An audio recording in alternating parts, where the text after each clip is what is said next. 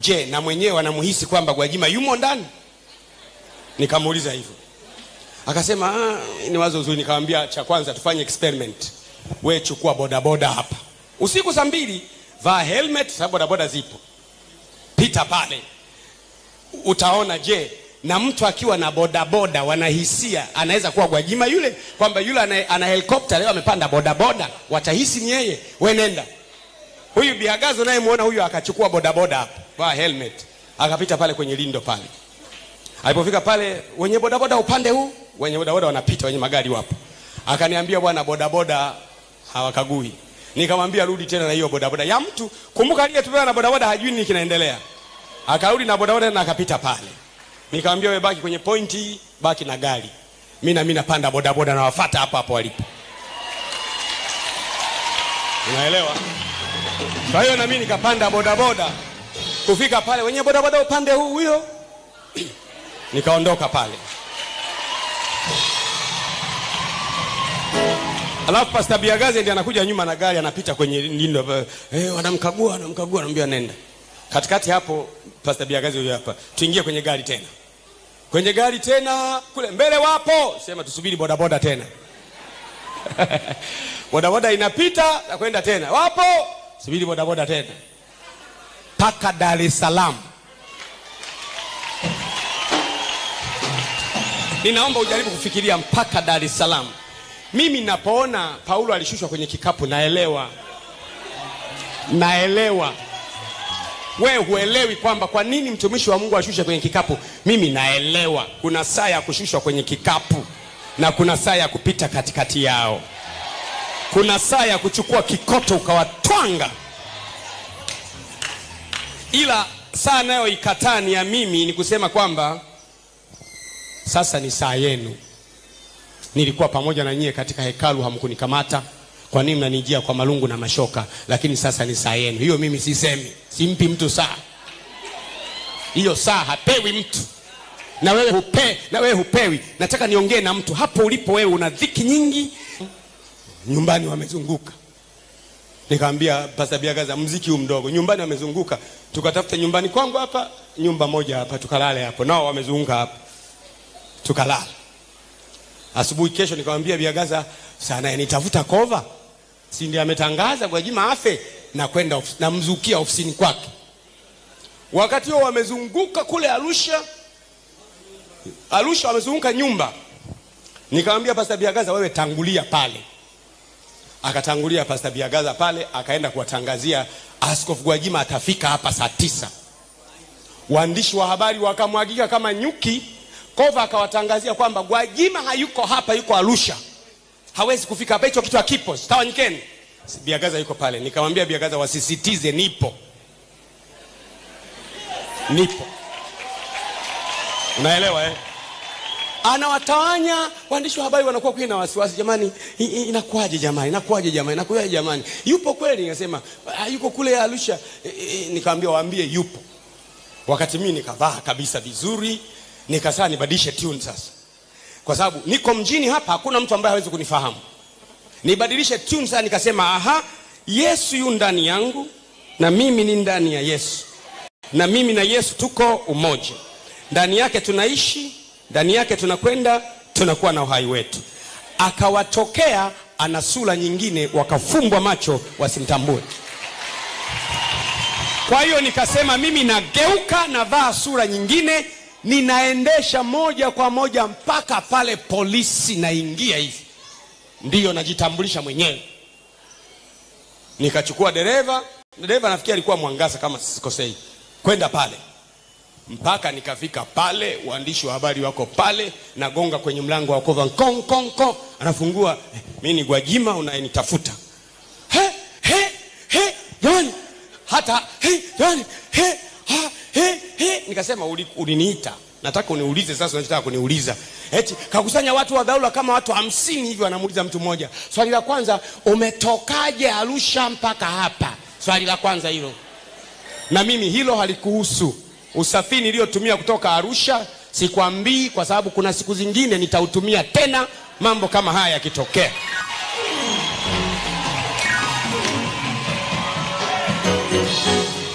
Ilikuwa live hivi. Kwenye mahojiano hayo alikuwepo Maxi, alikuwepo Bihagaze, alikuwepo Mwangasa, nipo. Asema sasa kwa nini wewe unalindwa sana? Nikasema swali zuri. Ukitaka kujua muangalie Papa. Papa ana walinzi wengi, mpaka ana gari lina bulletproof. Analindwa sana ingawa ni baba mtakatifu. Sasa mimi hata sijawa baba mtakatifu, kwa nini silindwe?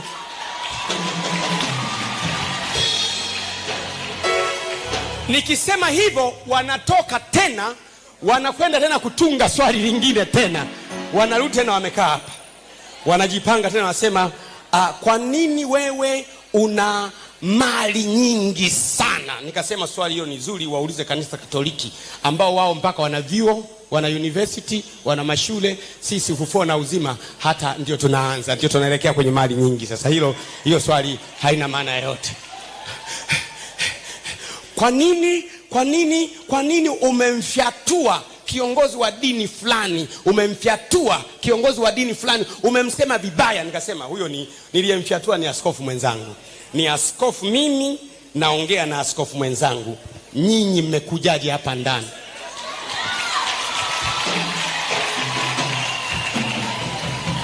Hivyo nikasema mimi ni askofu, nilikuwa namjibu askofu kwenye madhabahu yake, na mimi namjibu kwenye madhabahu yake. Je, huyu askofu ameingiaje kwenu, au ni mfanyakazi mwenzenu? Unaelewa? Wanakwenda kutunga tena. Yaani ilikuwa ni issue. Nikaelewa yale maneno yanayosema mnapoitwa mahakamani msijiulize mtakwenda kujibu nini, lakini Roho wa Baba atawapa jambo la kujibu. Ninaamuru mtu mwenyekevu sema amen. Mwishowe wakaona hivi, tuwatenge hawa. Bihagaze aingizwe chumba chake, Max aingizwe chumba chake, Mwangasa aingizwe chumba chake, na mimi nibaki na hawa 50 watu hawa. Nikasema mimi hata kama mngeweka 100 niko sawa. Tena nafurahi na smile. Niko sawa. Sasa wewe tunasikia kwamba ni Mnigeria. Sikia kwamba wewe ni Mnigeria. Nikasema umenisingizia vibaya. Nisingizie Marekani. Unanisingizia Nigeria tu hapa, unatafuta nini? Nisingizie Marekani mweusi, alafu mnibebe mnipeleke nyumbani kwetu Marekani. Unanisingizia Nigeria kwenda kwa Boko Haram. Nisingizie kitu kizuri. Wewe ni Nigeria, Mtanzania hawi kama hivyo. Anasema Mtanzania kama hivyo. Unajua huyu, anaongea mwingine. Unajua huyu hata anapoongea anapozungumza lafudhi yake, hata Kiingereza yake, hata college yake, huyu sio Mtanzania. Nikamwambia sikiliza, usitwatukane wa Tanzania. Kwamba kwa kadri mtu anapoongea Kiingereza pua ndiye anakuwa Mtanzania zaidi. Anasema mimi ni Mtanzania. Ndugu yako, nikamtajia ndugu yangu wa kwanza, wa pili, wa tatu, wa nne, wa tano, wa sita. Akama ndugu yako wa kwanza yuko wapi? Nikamwambia ndugu yangu wa kwanza anafanya kazi serikalini, tena ni mkurugenzi, ofisi ya rais, ni mkurugenzi. Rais yupi? Nikasema huyu ambaye amewatuma. Mwingine huyu. Sema tuelezee habari za ndugu zako. Nikamwambia habari za ndugu zangu wote siwaelezei, kwa sababu niliyeitwa ni mimi, hamkuita ukoo. Mmeniita mimi. Paka maswali kwisha, wakaanza kutafuta, sasa tutafute mbinu nyingine mbadala. Nataka nikwambie neno moja. Unanisikia Hebu sema mimi naishi kwa makusudi.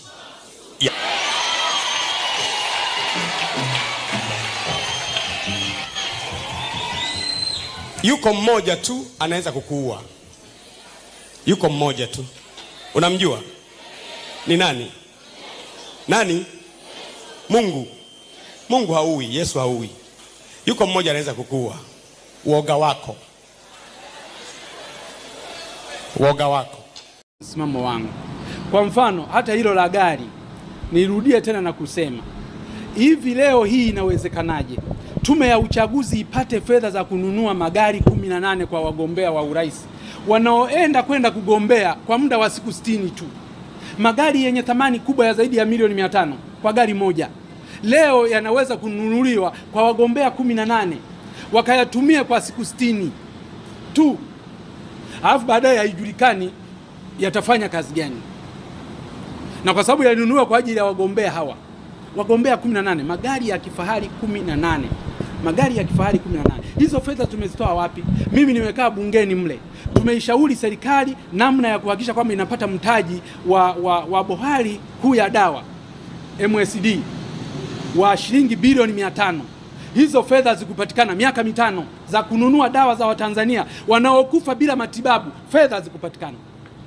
Tukaomba fedha kwa wagonjwa wanaokufa kwa kushindwa kugharamia matibabu ya magonjwa ambayo yana gharama kubwa kama kusafisha damu, magonjwa ya figo, ambako kwa mwaka Mtanzania anatibiwa kwa zaidi ya milioni 25. Fedha hizo hazikupatikana, na ni wagonjwa wengi wa magonjwa ya figo wanakufa kwa sababu ya kukosa gharama ya kugharimia magonjwa hayo. Watu wengine wanazuiliwa mili ya marehemu mpaka walipe pesa, kwa sababu taifa halina pesa, linahitaji hata hela hizo za marehemu aliyekufa wamtoze fedha, linatoza kodi hiyo. Watanzania wengine wanatozwa gharama hata ya kuhifadhi mwili tu wa marehemu mpendwa wao, hawawezi kulipia, hawawezi kutoa mwili. Akina mama wajawazito wanakosa fedha za kujifungua. Serikali hii mpaka inafika mahali inawaambia akina mama wakasaidiwa na waume zao kwa mikasi majumbani kujifungua, kwa sababu hawana fedha ya kumtibu mama mjamzito bure, akajifungua bure akaenda nyumbani. Leo hii mmepata fedha wapi za kulipia magari ya kifahari kwa wagombea? Mgombea ambaye yeye na chama chake walijiandaa kugombea hiyo nafasi, waliwaambia kwamba hawana gari la kuzunguka kwenye mizunguko, hata kama ilikuwa kuwasaidia wagombea. Kukodi gari la kiwango hicho cha rais V8 kwa siku ni kati ya shilingi 300,000 tu. Na wako wajasiriamali hapa wanaotoa hayo magari, ambako magari hayo yangeweza kukodiwa kwa milioni 9 tu kwa mwezi. Kwa miezi miwili yote ni milioni 18 au isiyozidi milioni 20. Leo fedha katika taifa maskini kama hivi, mnaenda kufuja fedha za Watanzania kama hizo, alafu mnataka Mpina abariki uozo huo. Sitakubali, na hata leo hii INEC wakiniteua na mahakama ikinirudisha, nitaiomba hapo mahakama kwamba nawashukuru kwa kunirudisha, lakini lile gari mimi siwezi kupanda. Nitatumia hayo magari yangu, hata kama ni Land Rover nitatumia kuzunguka, hata kwa pikipiki kuzunguka nchi nzima kuzisaka hizo kula. Wananchi hao maskini wana mateso makubwa, fedha zinafanywa anasa, alafu wote tunaungana twende tukafanyia anasa fedha za wananchi.